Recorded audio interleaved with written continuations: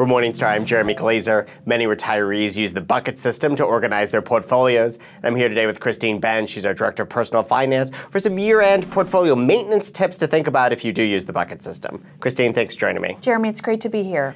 So I know we've talked about this many times, but can you just give a quick recap of what the bucket strategy is, what the bucket approach is, and how a retiree would use it? Absolutely. So I always have to credit Harold Avensky, the financial planner in Coral Gables, Florida, for really influencing the bucket approach as I talk about it. And he, in his practice, simply bolts on a cash bucket, bucket one, to his clients' long-term portfolios. So the idea is that they've got enough cash set aside to cover them for the next couple of years, 1 or 2 years, and then they have a long-term portfolio that's appropriately allocated. And the beauty of that cash bucket is simply that it lets them have peace of mind with the fluctuations that inevitably accompany the long-term portfolio. So in the bucket strategy that I talk about, I think about maybe a 3-bucket system where you have very short-term spending needs, followed by intermediate spending needs, which I've roughly sketched out as covering you for years 3 through 10 of your retirement, and then your long-term spending money would go into equities. The middle piece would go into bonds. So that's kind of the basic framework when we talk about the bucket approach that I'm thinking about. Retirees are spending out of that first bucket. That means that it should be diminishing in size during the year. What's the right way to top that off to make sure you have enough money for 2019? Yeah, it's a great thing to think about, and it's important to think about that before you embark on a bucket approach. So what is my strategy for replenishing that bucket one as I spend from it? And to my mind, there are really 3 key ways you could go about doing that. One is that you could be quite income-centric in terms of how you construct your portfolio. So you could target current income primarily from the equities and bonds in your portfolio and rely primarily on those income and dividend distributions to refill bucket one on an ongoing basis. Or you could use a strict total return approach, reinvest all dividend and income distributions back into the portfolio, and then maybe once a year take a step back and do some rebalancing and see, well, this part of my portfolio has appreciated, and that's the one I'll pull from to refill bucket one. Alternatively, you could use a hybrid of those 2 strategies. So you could use income distributions, but not go out of your way to build an income-centric portfolio. And then you could use rebalancing proceeds to meet any other cash flow needs that you might have. So how you refill your bucket one for 2019 really depends on what strategy you're using. I happen to like that last approach, the hybrid approach.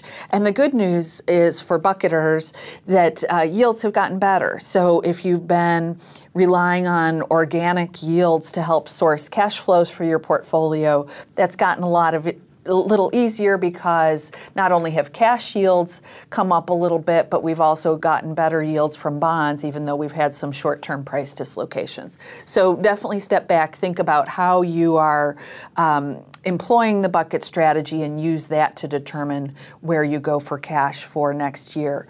One thing I would point out, Jeremy, for the strict total return, the rebalancers, it's slim pickings, really, when you think about market performance so far in 2018, where stocks have been pretty flat where we sit here in mid-December, and bonds in some cases have losses. So this is one reason why I counsel for having a 2-year bucket cushion, that if you are using that strict total return approach and there's no ready source of rebalancing proceeds, well, you've got 2 years set aside. Even if you've spent 1, you still have a year's worth left of cash flow for next year.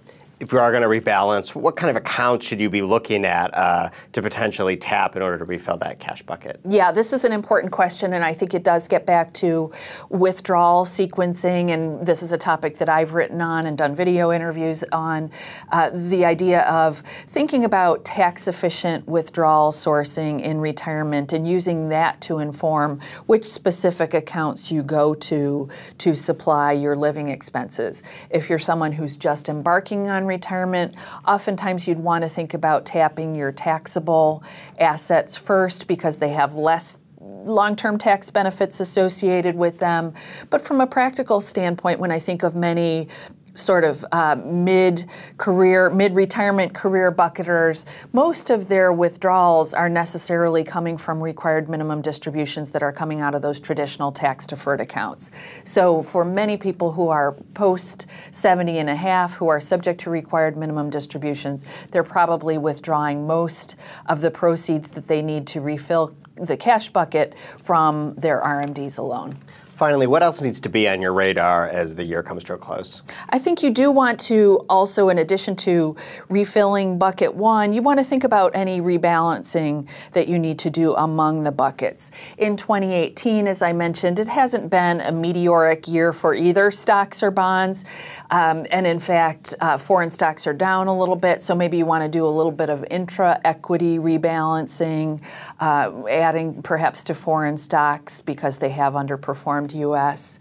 In a year like 2017, certainly there would be many more rebalancing opportunities because we saw very strong equity market performance, so investors had the opportunity to strip back from equities and add to fixed income. So it depends on the complexion of your portfolio, but generally speaking, you'd want to have rebalancing on your radar in addition to refilling that bucket one.